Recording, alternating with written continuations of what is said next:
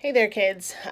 So this is my video to talk to you about the first 5 chapters of The Sun Also Rises. I am noticing that in looking at some of the answers, I haven't looked at all of them yet, but, and this was my fault, there's a bullet question at above the numbered questions. And so if everybody could go back and maybe answer that bullet question and send it to me. It's about the epigraphs. It reads, The Sun Also Rises has 2 epigraphs. Read them and try to figure out what they might possibly be saying about the novel's theme. One of them is a quote from Ecclesiastes, which is in the Bible, and one of them is, "You are all a lost generation," which was said supposedly by Gertrude Stein in conversation. And so if you could think about those 2 epigraphs, just write up, a very short, 3 to 5 sentence paragraph about that, what you think that might be saying about the book, and get back to me on that. That'd be great. Now on to look at the questions themselves. So most people, again, I've only read maybe a handful of the assignments, and I decided to make this video just because I was tired of reading. So, and so just to address some of the questions, Robert, the idea of him being a middleweight boxing champion is because he is an utterly average person. He is ordinary. He is boring. He's not, again, nobody even remembered him, right? Almost nobody that he went to college with even remembered him, only his coach. And so he's just sort of a boring average person, which is why he's sort of in the middle, right? There's nothing remarkable about him, really. And so that's Robert. He was married by the first girl, right? The wording there is important because it wasn't even that he married her, right? He was married by her, which shows him sort of being passive and carried away, not even making the choice himself. And then after his book is published, he becomes not as nice and not as simple, basically, is what Jake said. It kind of goes to his head. He gets full of himself. He, no longer feels like his wife is good enough for him, but he feels, pity for her, and he can't bear to, leave her, but then she leaves him and he's shocked. And then he wants to go to South America, according to Jake, because he read a book about it, basically. So showing again that Robert is sort of easily influenced. He doesn't really make any decisions, original decisions for himself out of his own mind. He's just sort of pulled around by, women or friends or books, and he doesn't have any sort of original thoughts of his own.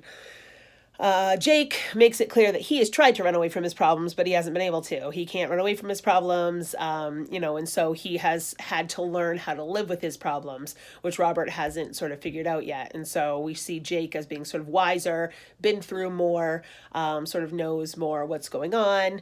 Georgette's a prostitute. I don't know if any of you had to look that up. You're not really supposed to look things up, but that was sort of a weird, confusing thing. Pool is actually slang for chick. It's French for chick, and so calling her a pool is like she's like a chick, and a prostitute who's walking the streets.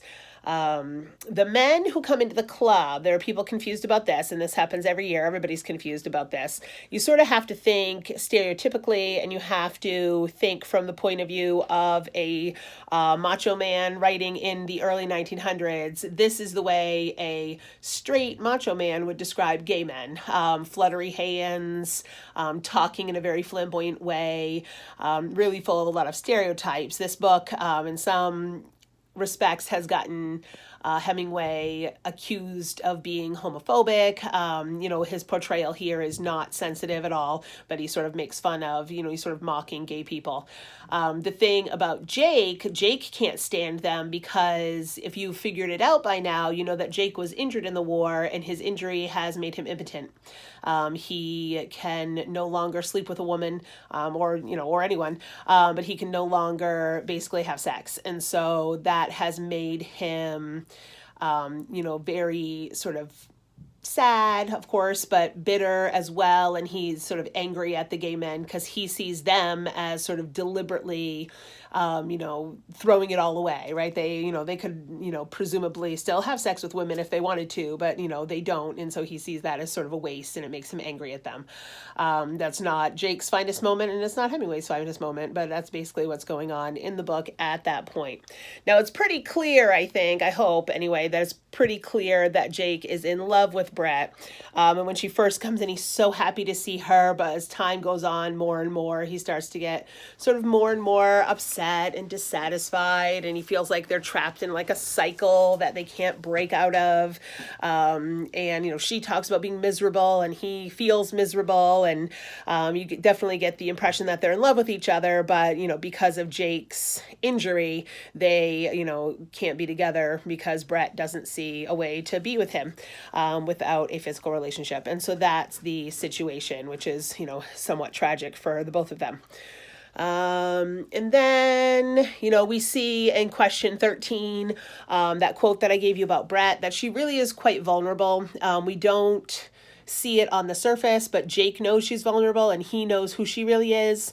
And, you get the impression that, the two of them really do have a genuine love for one another and a genuine relationship, but they just, can't seem to make it work because of his injury. And so that is problematic.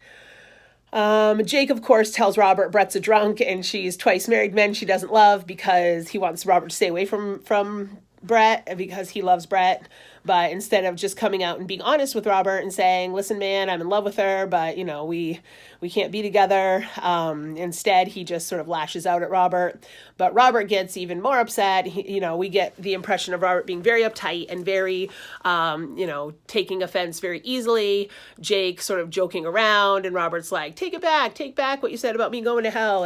And Jake's like, oh, don't go to hell. Come on, stay. We're just having lunch. And so he sort of tries to brush it off and make it, much more pleasant and, trying to disperse the tension and Robert lets him basically, but we see Robert as being sort of easily offended, very uptight, and all of that. And so that's my sort of brief summary of the book up through chapter 5.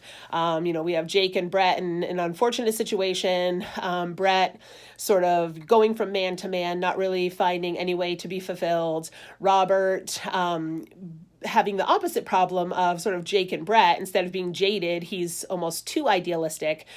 He believes, if he goes to South America, all his problems will be solved. When, of course, as Jake knows, all his problems will just go with him. And so that's what's going on so far in the book. And I will check back in after the next chunk.